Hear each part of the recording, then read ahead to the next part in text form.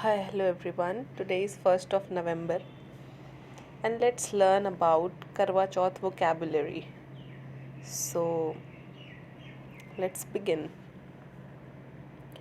So, these are some words which are related to Karwa Chauth basically.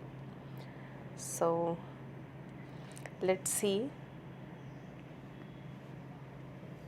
what are the English meaning of these words. So, the first word which is commonly used is vrat. We usually say fast. Okay.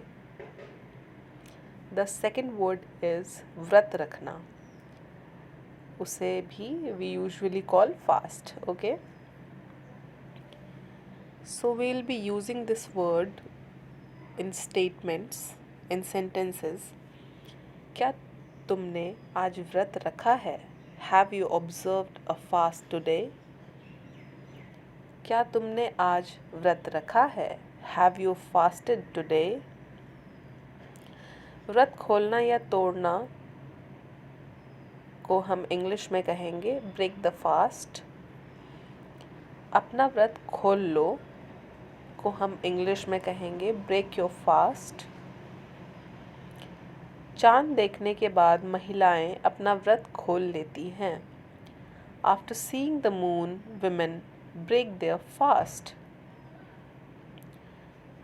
सो दीर्घ आयु को हम English में कहेंगे longevity.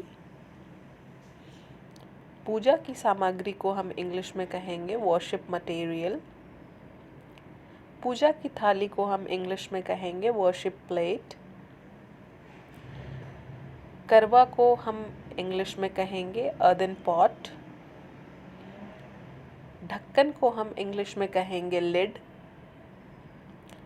चलनी को हम English में कहेंगे सीव. दीपक या दिया को हम इंग्लिश में कहेंगे लैम्प. रुई की बाती को हम इंग्लिश में कहेंगे कॉटन विक. अगरबत्ती को हम इंग्लिश में कहेंगे इंसेंस स्टिक. पानी का लोटा which is generally used in that उसे हम इंग्लिश में कहेंगे राउंड वाटर पॉट. श्रृंगार का सामान जिसे हम मेकअप आइटम बोल सकते हैं इंग्लिश में. मेहंदी को इंग्लिश में कहेंगे हेना. सिंदूर को इंग्लिश में कहेंगे वर्मिलियन. बिंदी को इंग्लिश में कहेंगे bindi, that is Indian word. काजल को इंग्लिश में कहेंगे kohl. Basically nail polish is nail polish.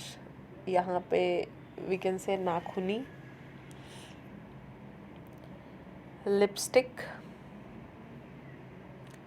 बिछिया को हम इंग्लिश में कहेंगे टो रिंग. पायल को हम इंग्लिश में कहेंगे एंकलेट. महावर को हम इंग्लिश में कहेंगे एल्टा. चूड़ी को हम इंग्लिश में कहेंगे बैंगल. कंघा को हम इंग्लिश में कहेंगे कोम्ब. मंगलसूत्र को हम इंग्लिश में कहेंगे वेडिंग चेन. फूल को हम इंग्लिश में कहेंगे फ्लावर्स. कपूर को हम इंग्लिश में कहेंगे कैम्फर. शुभ मुहूर्त को हम इंग्लिश में कहेंगे ऑस्पिशियस टाइम. सुहागिन महिलाएं को हम इंग्लिश में कहेंगे मैरिड वुमेन. चंद्रोदय को हम इंग्लिश में कहेंगे मून राइज. पैर छूना को इंग्लिश में कहेंगे टच फीट. अपनी सासू माँ के पैर छुओ. Touch your mother in law's feet is the meaning of it. आशीर्वाद को हम इंग्लिश में कहेंगे ब्लेसिंग. मिठाई को स्वीट. फर्रा which is generally prepared during this is the main ingredient of this festival. Steamed lentil stuffed dumplings is the meaning of it. So as we know, Karwa Chauth comes from two words, that is Karwa which means an earthen pot and Chauth which means fourth.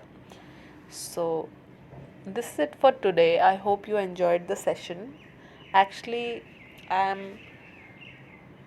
deciding on bringing out the current events through this vocabulary session. So, thank you so much.